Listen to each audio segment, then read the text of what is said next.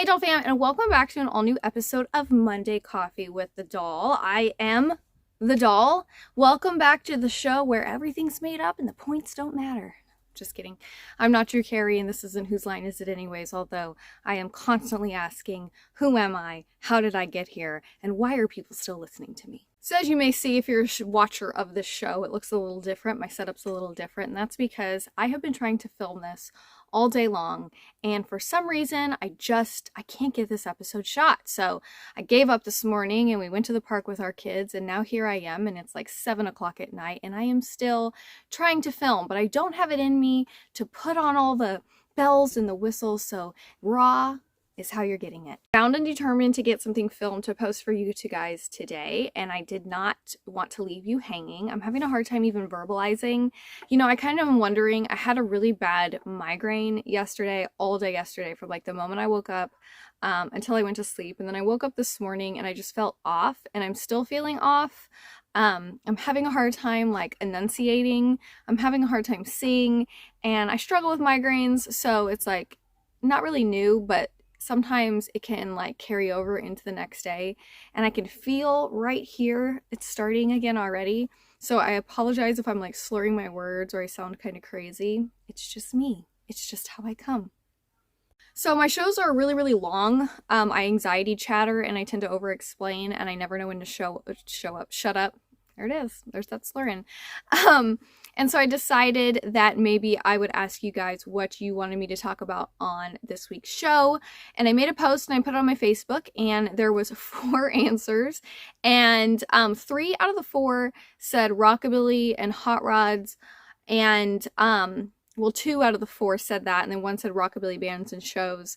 And then 1 said talk about being a single mom. So I'm going to touch base on all of the comments that those amazing DollFAM followers posted.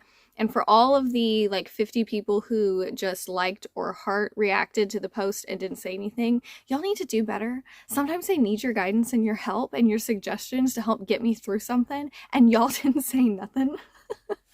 I'm just kidding. I'm just giving you guys a hard time. I'm a shit talker. If you're new here, welcome to the chaos. So we're just going to jump right into it and start with Rockabilly and Hot Rods and Rockabilly music and shows, and just kind of get into it. I've been into Rockabilly since I was about 17. If you don't know what Rockabilly is, it is a genre of music. It's like old 50s rock and roll, you know, just badass 50s classic rock and roll that turned into an entire subculture of people that's developed over the decades into its own thing, its own entity. It just kind of came alive in its own way. And when I was 17 years old, I was introduced to it, and it was probably the first thing that I ever really connected to myself. I grew up in an environment where things were like represented to me in kind of like a petri dish type way. Everything was very structured, everything was very specific, everything was very like, these are the only things you can touch in the circle. Anything outside the circle, anything worldly, anything that is secular, you don't touch it, you stay away from it. I was homeschooled, wasn't allowed to listen to secular music for a really long time, wasn't allowed to watch a lot of stuff on TV, certain movies, like everything was very sheltered. You know, I grew up in a really religious house, something that a lot of people can relate to. So when I turned 17 and I discovered Rockabilly through a group of friends that an ex-boyfriend of mine introduced me to, it really spoke to me. And I think that the reason why it spoke to me was because I grew up with my grandma, who grew up in the 50s. So a lot of music and movies and things that I was already privy to, because in her mind that was like the safe stuff. It kind of felt like home to me. When I discovered an entire group of people embraced, you know, the 50s and old school shit, it felt comfortable. It felt like something that I was supposed to be a part of. I got into it, and I, you know, loved it secretly for a really long time, because it was, you know, you can love something, but like Rockabilly is something that has its own look, like its own subculture. It's not just, oh, I like Rockabilly music. There's like this whole scene, there's like this whole image, there's like this whole lifestyle. And it was really intimidating because I was super simple, super mousy, super just, you know, there wasn't a lot to me that wasn't just basic and just kind of whatever, because I didn't have a lot of exposure to anything. So I had like this core that wanted more, but realistically I was just a very sheltered, simple individual that didn't really know much, see much, try much until that wild and crazy rockabilly got to me, and it was just something that was both absolutely fascinating, absolutely terrifying at the same time. So I studied it. I was very much into it without letting anybody know, because it was something that I thought I wasn't allowed to be a part of. I didn't know how people were going to think about, me being a part of it or wanting to be a part of it. And honestly, I didn't even really think it was something I was ever going to get to be a part of. I just thought it was like one of those pocket interests that you hide from the rest of the world, which isn't just me. I get a lot of messages from people who want to be a part of like pinup or rockabilly, and they tell me, I wish I could do that. I wish I could do that. And I always tell them, I used to wish I could do it too. And then I just finally did it. And I didn't really commit to it and get involved in it until I really committed to pinup. And that was when I was 21. So it was a big span of my life where I just kind of quietly watched from the sidelines and allowed my passion to grow inside. And then when I was 21 years old, I finally decided to take the plunge and really devote myself to the scene and the style and get involved in pinup. And rockabilly's always been like my main thing. It was my first love, my passion. And so I'm always going to have a rockabilly soul. And back when I first got into it, rockabilly was like its own entity, and like pinup was just a part of it. Whereas now pinup has become its own subculture. Like there's a lot of pinups that aren't rockabilly anything. And there's a lot of pinups who, when you say rockabilly, they go garage wear, because that's like a part of pinup contests. So that's like the only rockabilly they know. And believe it or not, I've talked to some pinups who don't even like old school rock and roll, which is shocking. But I think that that's kind of the problem with social media, is that, with social media being such a big part of everything, people live less in real time and more to create this idea of what they want to post next online. So like a lot of people, they do play dress up in things that they're like, they'll dress up to go to a car show, but the rest of the time it's just not really their thing. And I'm not talking shit about that. I'm not saying, because like you enjoy what you enjoy, you get to be a part of what you want to be a part of. And then there's the people like me who it's just a part of who we are. There is no like off season. But I also do think that it's a growing process. So like early in the beginning, there was never a time that you would see me not look, I guess, like this, right? And even now, I feel like I'm kind of subdued in the imagery. But that's because, like, when you first get into rockabilly or pinup or any type of subculture, right? Any type of scene or lifestyle, there's like this transition period where you feel like you have to prove yourself, because so many people who have been in it longer than you were talking shit and calling you a poser, and like you have to pay your dues. And I feel like you just get to this point where you eventually grow up and you don't give a shit anymore. And that's kind of like where I'm at with it.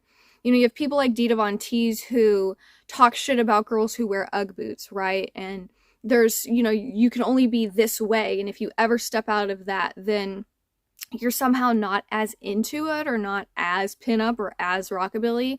And there's a lot of girls who are in my inbox that that really have this like stress and like this anxiety of, I have to dress pinup all the time or I'm not a pinup. And it's like, they'll dress regular, but they'll have a curl in their hair, or they'll have red lipstick and cat eyes. Like, see, I'm still pinup, see? And I think that that's just like a really unfair, unnecessary pressure in the scene part of it. So I tell a lot of people, you love what you love, and don't be afraid to have a lot of facets. People are like prisms. There's a lot of facets. And if you like more than one thing and you're not 100% just always one thing, allow yourself to shine, because people can be a rainbow. You're not going to put out one color all the time. And so for me, it got to the point where I knew who I was. And that's thanks to rockabilly, because rockabilly gave me this sense of, I guess, badassery of myself. It made me kind of bold and kind of raw and just kind of mouthy, and is a big part of my doesn't give a shit side. It's my Patricia side but that's kind of what rockabilly is. Rockabilly is badass. Rockabilly is doesn't give a shit, doesn't conform, is what it is, loves what you love, doesn't give a shit what anybody says about it. And I think that that's why I love it so much because I was so not that, and I needed to find that part of myself, and Rockabilly gave me that. So I'm really grateful for that. And ultimately, it was the first thing that I ever chose for myself that wasn't really something somebody told me to do. It was something that I said, you know what, I love this and I want to do it and I'm going to go for it. And I got a lot of shit for it for a long time, and then I got a lot of shit for it later, and sometimes I still get shit for it now. And I guess the only difference is that my skin's gotten a lot thicker, and my middle fingers have gotten a lot stronger. Except for this one. For some reason, there's like a nerve, so this middle finger's not as strong. But this one's good. Fuck yeah. So Rockabilly bands and shows. I love the greats, but I think that's kind of cliche to like say the greats, right? It's like a pinup girl who can't take off polka dots or leopard print. Like, it's one of our favorite patterns and it's a staple. But there's other things, right? So I think like saying the obvious Johnny Cash, the Stray Cats, like stuff like that. I think, you know, we all love them. Without them, we wouldn't have the amazing modern rockabilly music. But I have to say, if I'm gonna say some really badass rockabilly bands that I love, that I'm constantly promoting because I think people need to know more about, is the Fabulous Minks and Texas Tea and the Shine Runners. So if you like really classic, badass, old school rock and roll, rockabilly, the Fabulous Minks are the way to go. They're out of Tulsa, Oklahoma. And then also Brian Dunning, if you like a local, just a true blue rockabilly. Brian Dunning is the first live rockabilly I ever heard, and also the first live music I ever heard, ever, of any sort. It was the first time I was really introduced to that energy of what rockabilly music can do to your soul, and it really touched me. And he still plays. You know, this was back when I was 17, but he still plays. He just played at the Daryl Starbird show in Tulsa, and he's still just as badass. But I also love, if you like kind of more of the Hank Williams Jr. type rockabilly music, you like a little you know, bluegrass in there mixed in with your rockabilly, Texas Tea and the Shine Runners are the way to go. But I love just toe tapping rockabilly music. I love your good traditional old school rockabilly music. I love, you know, Devil Doll and Imelda May, and I love Deke Dickerson, and I love the Rev, and I love, of course, Three Bad Jacks, and I love all like your just original classic, and the Stray Cats. But I really do, I think, you know, I love how there's still modern rockabilly, you know, because we love the greats, right? It's like saying, well, I love Betty Page, but I also love these pinup models that are out and doing shit now, because without what's happening now, it doesn't keep going. And so I really love the fact that there's still bands like just new every single day that are creating new rockabilly music, and the Fabulous Minks and Texas Tea and the Shine Runners are some of my top bands that I really love. They really feed my rockabilly soul. So Hotrods was on there too. So I've grown up in a family of grease monkeys. My papa worked for GM for most of his life, and then my dad's older brothers also worked for GM. My dad didn't. My dad was a long haul truck driver my whole life, and still is in that industry, but he fixes all of his cars. He's a grease monkey himself. Nobody else works on his cars, my mom's cars. My brother is a diesel mechanic and has been. You know, there was never like this, there was never hot rods. I didn't grow up around hot rods. I didn't grow up around cars. You know, my brother was into NASCAR and Indy cars, and he would go down, when we lived in California growing up, and he would go down and he'd get his car signed, and he did that with my Uncle Bob. But that was like the most car-related thing we were ever around. There just wasn't a lot of cars, but everybody was like mechanically inclined in my family. And when my brother was 18 and I was 17, he got a 67 Mustang, and he asked me if I wanted to help pull his transmission out and start doing some work on it. And I was super excited because my brother was my best friend at the time, and you know, it's just something that I really wanted to be a part of. It's something that I've always had an interest in, and I was excited to do. And I think that, you you know, when I got into pinup modeling and it got me close to hot rods and classic cars, it was like feeding my soul in a way that I thought was acceptable for me. It was like the only way it was acceptable for me, because nobody really said, hey, do you want to work on cars? Do you want to have a classic car? That was never like put in front of me by anybody in any environment that I was in. And so I kind of found my own way in.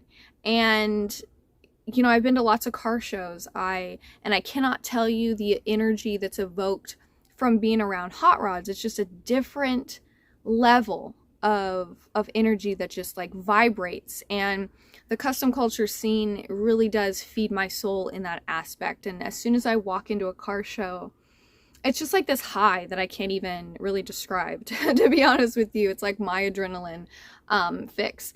And so when I was like a teenager, when I was like 17 years old, the NHRA would come to Oklahoma and they would do the Meridian Cruise, because Meridian's like one of our main streets. At the very end of it is, if you drive down it, you get to Will Rogers Airport. So people stay in all of the hotels that are up and down that. It's just like this big, like when you come in, it's nothing but restaurants and hotels.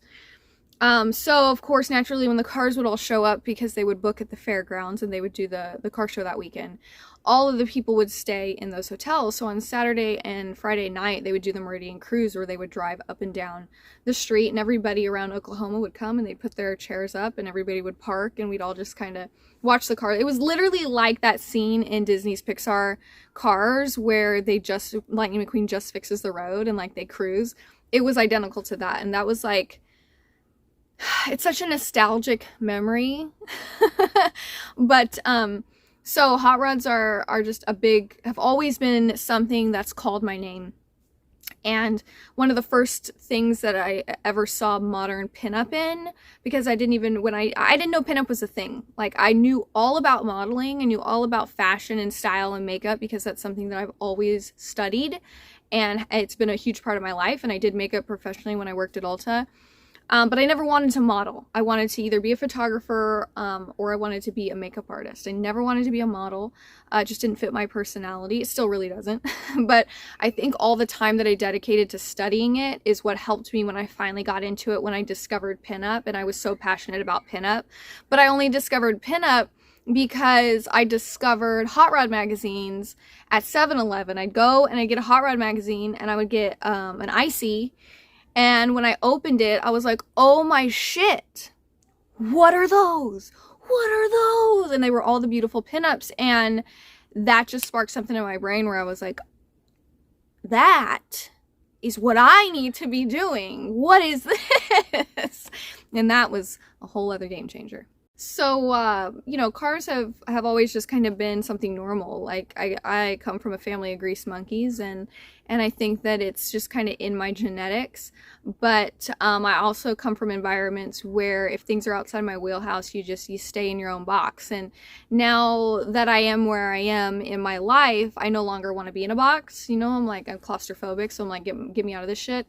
And now that I have my Etzel, it's such a different level of happiness. Sometimes I just run outside and I lay on her and hug her. It's so lame, I know. But it's so surreal to finally physically have something that I loved so much, right? When you're in this scene, everybody has like this car that speaks to their soul, and Etzel will speak to me. Maybe it's because they're so misunderstood and nobody appreciated them back in the day. And I really felt like nobody appreciated me back in the day, but here I am, and I've come a long way, and now we just don't give a shit. And I feel like that's how my car feels. Like, we're classic. We were classic. Now we're a little ratty, but we have experience. We got some miles on us. And our trunks may be big, but we don't have any room for fucks because we put a lot of snacks in them. So it's just like one of those crazy, all-encompassing, came full circle type things.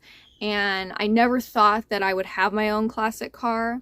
Never thought that I'd have my own Etzel. And I never thought that I would be in a place where I was working on my car and doing everything to get her on the road and keep her on the road. So hot rods are just, they're my bread and butter. Last but not least, Miss Brandy asked for me to talk about being a single mom, the single mom experience. Also, if you hear my kids screaming, it's because it's 7 o'clock at night and they're, going all gung-ho out there. So they're not busy. It's not, I usually film early in the morning and my husband takes them out and they go do stuff, so it's quiet. But like I said, I really botched it this morning and I just could not speak. So you're probably going to hear them. They're wrestling and it's WW. It's not even Friday, but they're like, it's Raw Friday nights out there. It's like, it's Sunday. No SmackDown. No SmackDown. So I really don't think it's fair for me to really speak on being a single mom because I don't really think I had your normal single mom experience. I got divorced and I immediately moved back in with my parents, who offered me a lot of support in the beginning. Being a roof over my head, daycare, they carried all the bills, they fed me until I got a job and got on my feet. And so I've always really been supported in my family, and so I can't really say that I had a lot of those typical pressures that you experience when you're rebalancing as a single mom. And there's everybody has it differently, and a lot of people have that individual thing the same, right? There's a lot of women who can all agree that the biggest hardship is, getting financial stability so you can get your own place and securely take care of yourself and your kids. And that's hard enough on its own. And then you are alone, right? You've been trying to work as a team with somebody and then that didn't work out, and you're dealing with the breakup and you're dealing with the hardships and the heartbreaking, gut-wrenching issues that come along with that, which are like a roller coaster. Because do you have somebody, was it like a mutual agreement that you guys broke up and everybody's like sad but also understanding, so everybody's working together and we got this good co-parenting thing, so the only thing you have to deal with is like financial struggles and like rebalancing with your schedule and moving into your own place and like maybe getting a job? Do you have somebody who was super abusive that's still tormenting you, so you don't have co-parenting and it's just stress and strain, and you're also trying to find a job and you're also trying to make ends meet and find a place, and like there's so many different elements that can go into each person's story. And I really feel like I probably don't have the right really to say, well, I know exactly what it's like to be a single mom, because I don't in a lot of ways. But in the ways that I do know is, it's trying to rebalance on your own with kids. I can definitely say that I was a single parent before I got divorced. I came out of a relationship where it wasn't equal to begin with. And I was alone with my kids about 90% of the time anyways.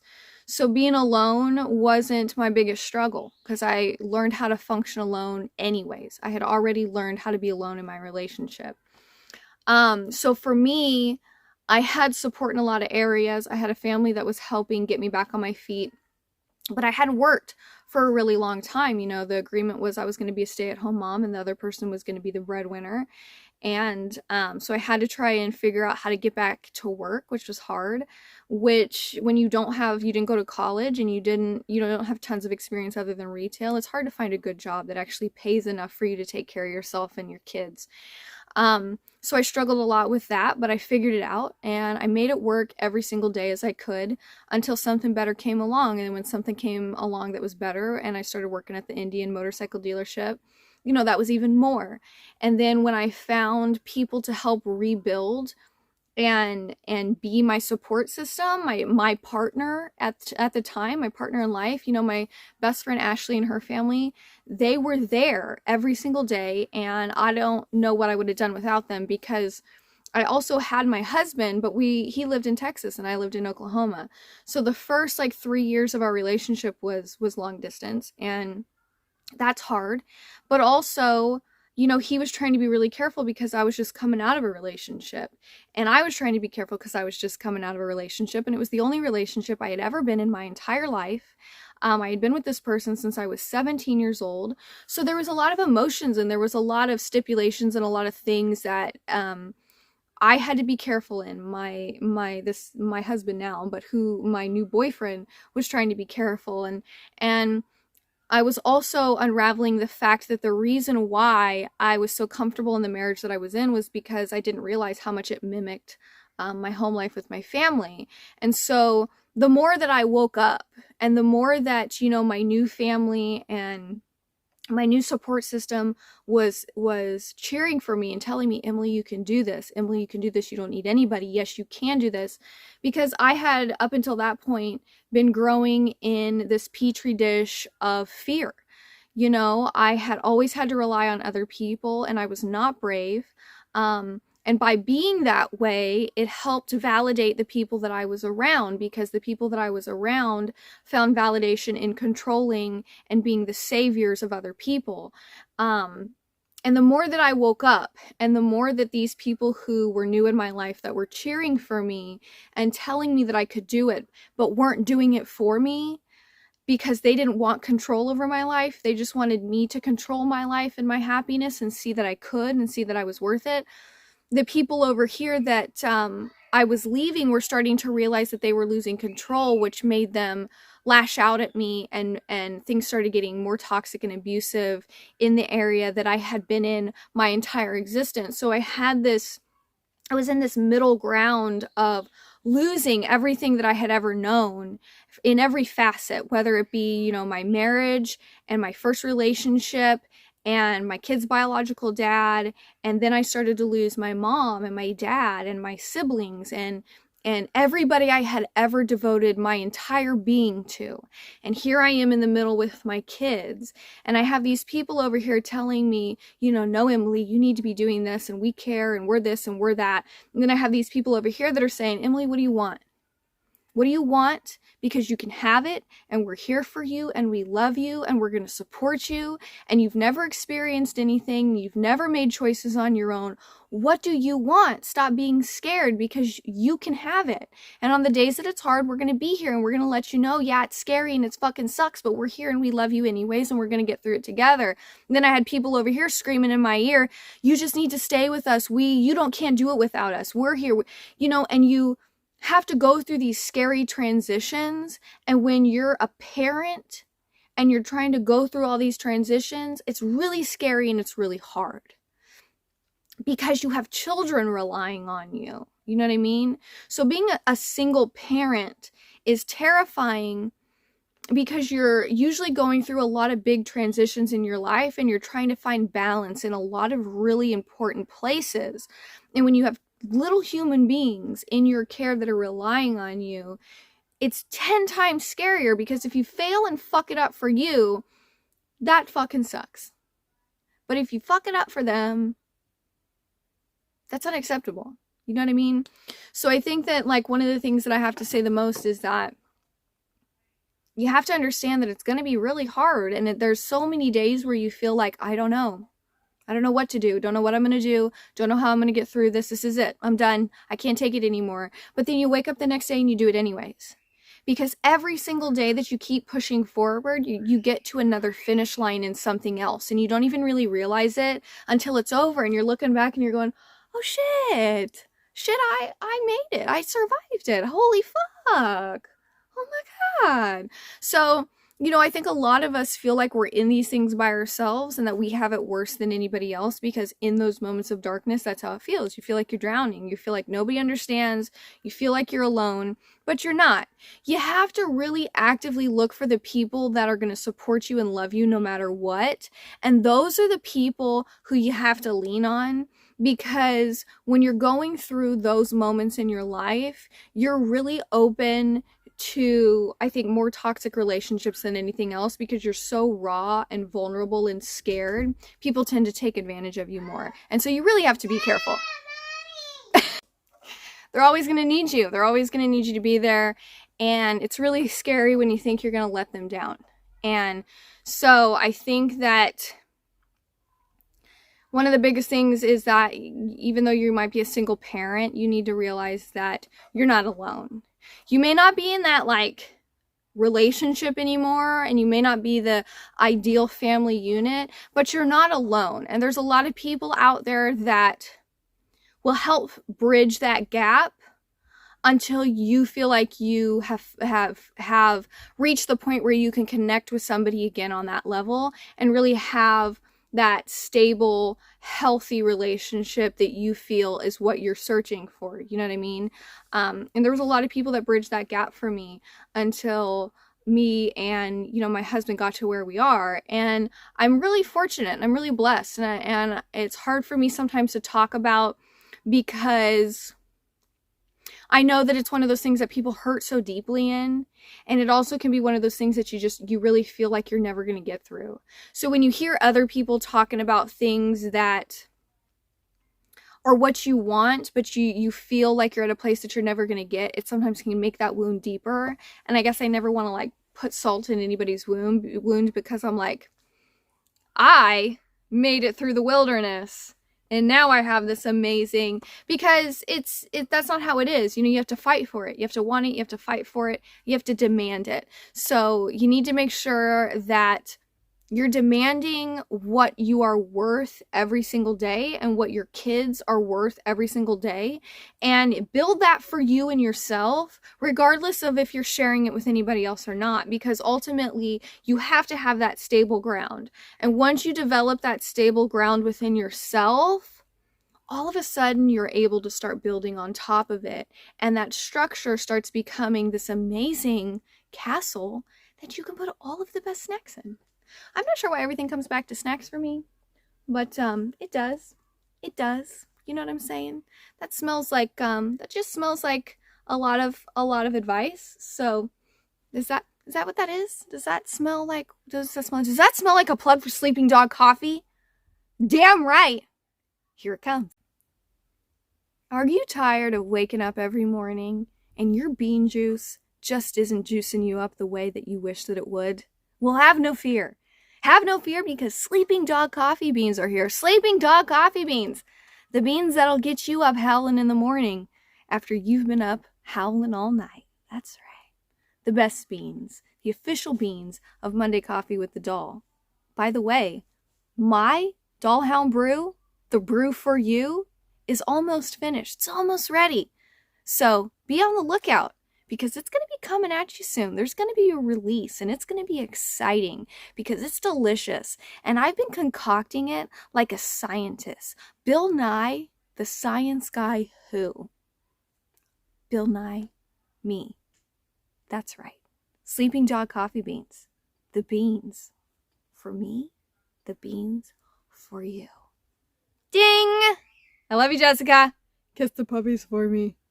All right, so that's going to be it for this week's episode of Monday Coffee with the Doll. I am such a mess this week. I'm going to be skipping out on any additional extras to the show, like any news articles that I found alarming or anything like that.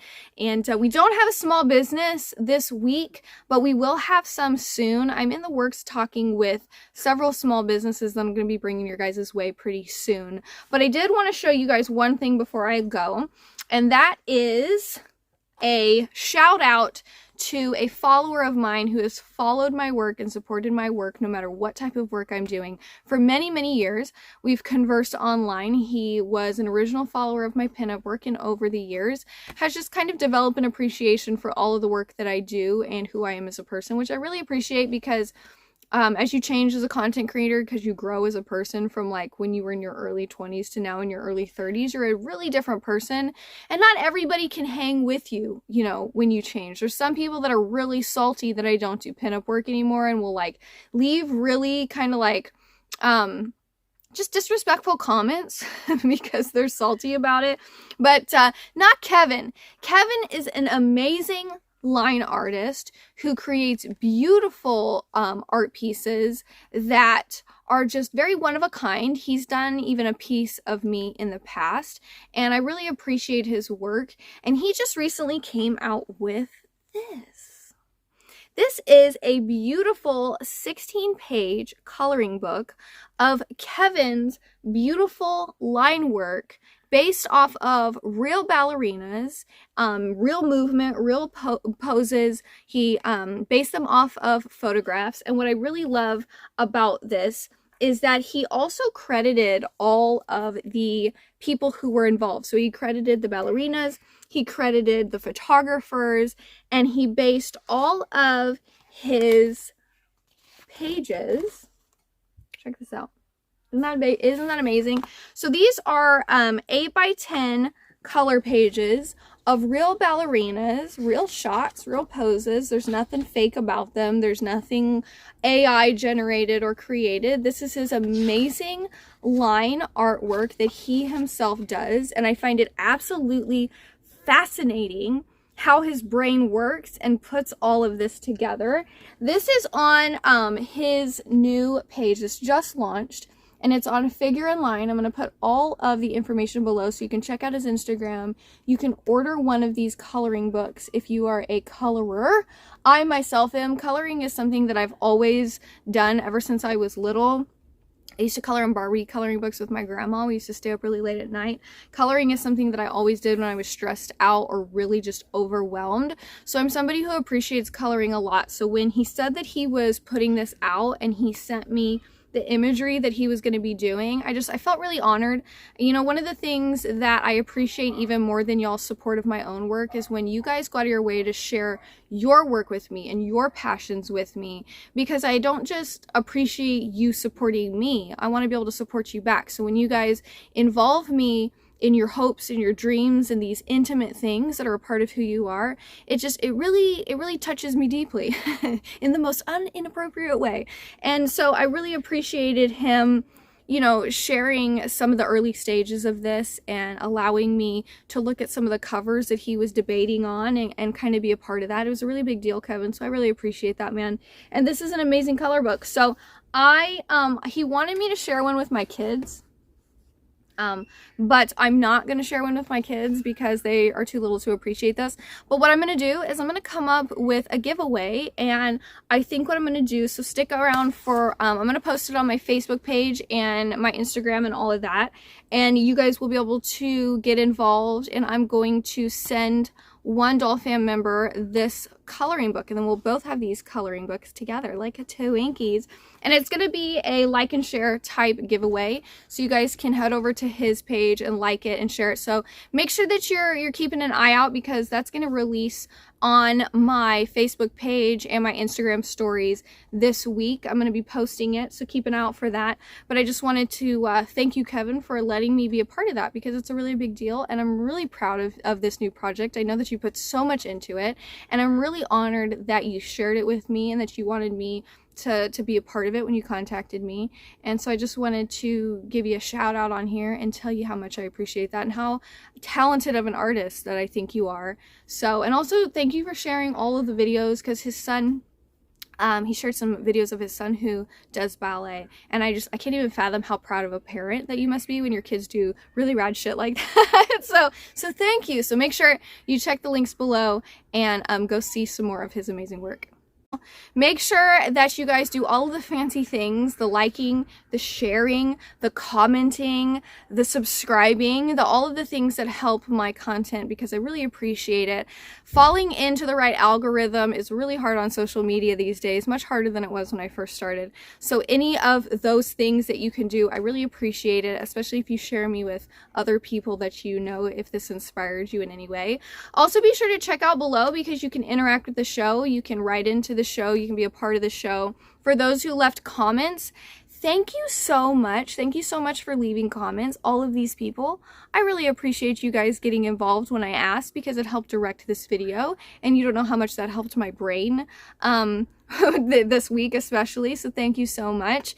I think that's gonna be it. I'm gonna be doing some new work on my cars page, so if you guys want to see more about my Etsy, I've got a lot of parts on that just came in. I got a lot of parts on order, and they're gonna come in. And so I'm going to be doing some more maintenance work and some more videos for my Etzel's YouTube page. So all of those links are below as well.